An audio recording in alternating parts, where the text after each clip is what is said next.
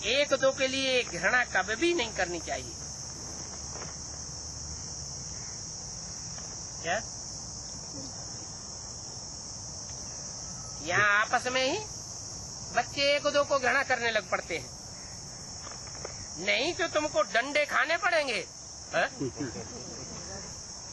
अगर बाप के बच्चे बन करके भी आपस में एक दूसरे को घृणा करते रहेंगे, एक दूसरे को प्यार नहीं देंगे, तो क्या होगा? डंडे। धर्मराज के डंडे खाने पड़ेंगे, किसी का भी तिरस्कार करेंगे।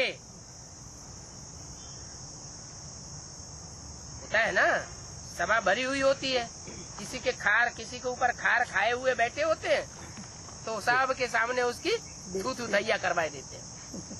तो बाप कहते हैं बड़ी सभा में किसी का तिरस्कार करेंगे, अपमान करेंगे, तो बाप कहते हैं धर्मराज के डंडे खावेंगे।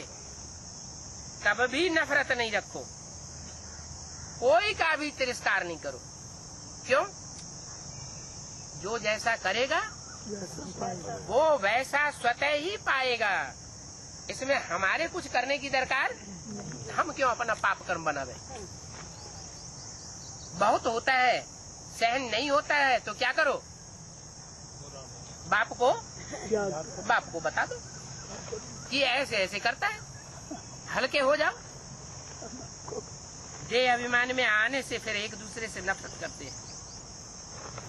देही अभिमानी जो होंगे वो कभी एक दूसरे को नफरत नहीं करेंगे। ये देह अभिमान ही मूत पलीती बनाए देता है। देह अभिमान आता है और शक्ति क्षीण होती है, शक्ति क्षीण होती है तो मूत पलीती बन जाते हैं। बाप देही अभिमानी बनाते हैं, बाप देही अभिमानी बनाते हैं बड़े प्यार से, तो तुम पावन बन जाते हो। सबको यही समझाओ कि अभी 84 का चक्कर पूरा होता है। क्या? अभी कोई अगला जन्म आने वाला नहीं है। ये सब का आखिरी जन्म है, सब की वानप्रस्थ अवस्था है।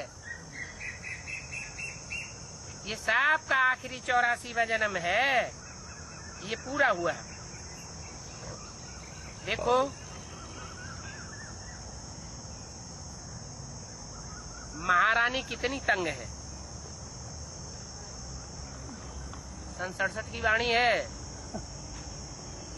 उनको भी फिर घर में बंद कर दिया है। इनको महारानी को जो हंगामा करते रहते हैं तो उनको फिर रायल रीत से घर में बंद कर देते हैं।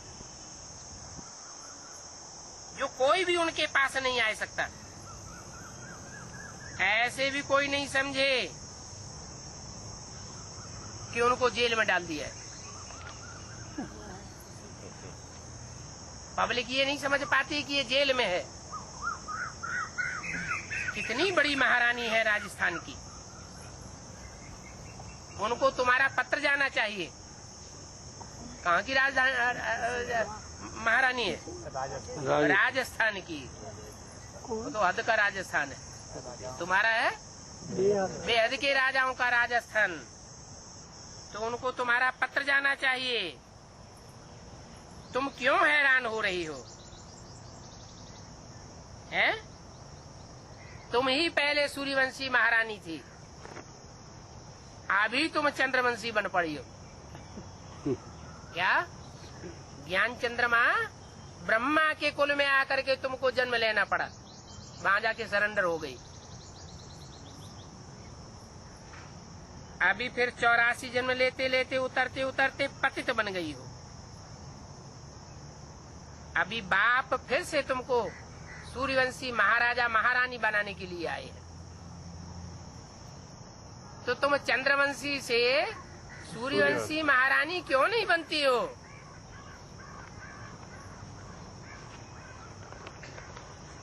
तुम भी आकर के बनो।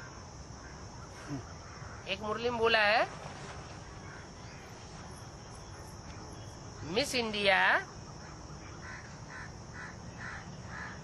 इंडिया का लक़ब लेती है, तो फिर विदेशों में धक्के क्यों खाती है? इसका मतलब जो प्रतियोगिताएं होती है ना दुनिया में, उनमें मिस वर्ल्ड का लक़बा देते हैं और मिस इंडिया का भी लक़बा देते हैं। तो मिस वर्ल्ड ब्राह्मणों की दुनिया में कौन हुई? जगदम्बा। और मिस इंडिया कौन हुई? है मिस इंडिया हुई लक्ष्मी, जो लक्ष्य को प्राप्त करती है।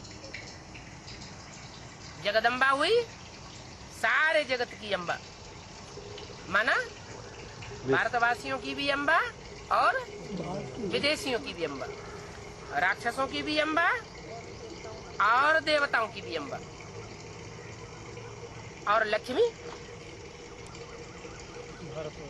भारतवासियों की माता। तो बाप कहते तुम भी आकर के महारानी बनो, बाप सिर्फ कहते हैं माम एकम याद करो। क्या? कोई दूजम को याद मत करो कि दीदी दादी दादाओं को भी याद करो, ब्रह्मा को भी याद करो या बिंदु को याद करो। नहीं, मैं अभी आया हुआ हूँ, ऐसे नहीं ब्रह्मा के द्वारा ज्ञान सुना के चला गया हूँ। मैं इस सृष्टि पर आया हुआ हूँ, पतितों को पावन बनाने के लिए आया हूँ। तो बीच में थोड़े ही चला जाऊंगा। सारी दुनिया की जो भी मनुष्य मात्र आत्माएं हैं, सबको पतित से पावन बना करके जाऊंगा। तुम भी आकर पावन हो। उसके लिए कहते हैं सिर्फ माम एकम याद करो तो पावन बनेंगी। और कोई दूसरे को याद किया तो मेंटलिटी नीचे गिरती जाएगी, तो पावन बन जाओगे। 5 विकारों की खाद निकल जाएगी। तुम पवित्र बन करके पवित्र दुनिया की मालिक बन जाओगी। इस पवित्र बनने में तो तुम्हारे प्राण भी निकल जाएं, तो भी कोई हर्जा नहीं। जो हंगामा करते हैं उनको फिर उड़ा देते हैं, क्या शूट कर देते हैं। तो तुम बच्चों को तो रहम दिल तो बनना ही है ना। बिचारी महारानी का कल्याण करना है। कौन सी महारानी का कल्याण करना है? वो तो हद की महारानी के लिए उस समय समझ बैठे, हद के ब्राह्मण। यहाँ बेहद का बाप बेहद के बच्चों से बेहद की बातें करते हैं। तो बताया तुम बच्चों को रहम दिल बनना है, बिचारी महारानी का कल्याण करना है, सारा दिन सर्विस का ख्याल करना चाहिए। इसलिए अव्यक्तवाणी में भी बोला क्या कि तुम बच्चों को विजयमाला का आवाहन करना चाहिए। क्या? विजयमाला का आवाहन करेंगे तो विजयमाला की जो मुखिया होगी उसका आवाहन स्वतः ही हो जाएगा। ये नहीं कहा रुद्रमाला का आवाहन करना चाहिए। क्या कहा? विजयमाला का आवाहन कर। लेकिन करते क्या है? अभी क्या कर रहे हैं? युक्ति में किसके आवाहन की बात होती है? जगदम्बा के आवाहन की बात होती है। अरे जगदम्बा तो लक्ष्य भी नहीं प्राप्त करती जिंदगी का। जो बाबा ने लक्ष्य दिया है, नर से नारायण बनना है, नारी से लक्ष्मी बनना है। तो जो खुद ही लक्ष्य प्राप्त नहीं करेगी वो तुमको क्या बनाएगी? लक्ष्यहीन बनावेगी या लक्ष्य पर पहुंचावेगी? लक्ष्यहीन बना देगी। तो अव्यक्तवाणी में भी बोला किसका आवाहन करना चाहिए? विजयमाला का आवाहन करो। और भक्ति मार्ग में भी किसका आवाहन करते हैं? लक्ष्मी का आवाहन करते हैं। लेकिन आवाहन तो करते हैं, लेकिन आवाहन करने से पहले घर की सफाई भी करते हैं। उसके लिए फिर दादी अम्मा निकलती है। झाड़ू लेकर के, और सारे घर की सफाई करती है। सारे घर की सफाई हो जाती है, फिर लक्ष्मी आती है। तो बाप डायरेक्शन देते रहते हैं। देखो ऐसे ऐसे बहुत दुखी हैं इस दुनिया में, उनको लिखना चाहिए और बहुत शार्ट में लिखना चाहिए। क्या लंबा चौड़ा नहीं लिखना चाहिए, उनको शार्ट में लिखना चाहिए। बाप कहते हैं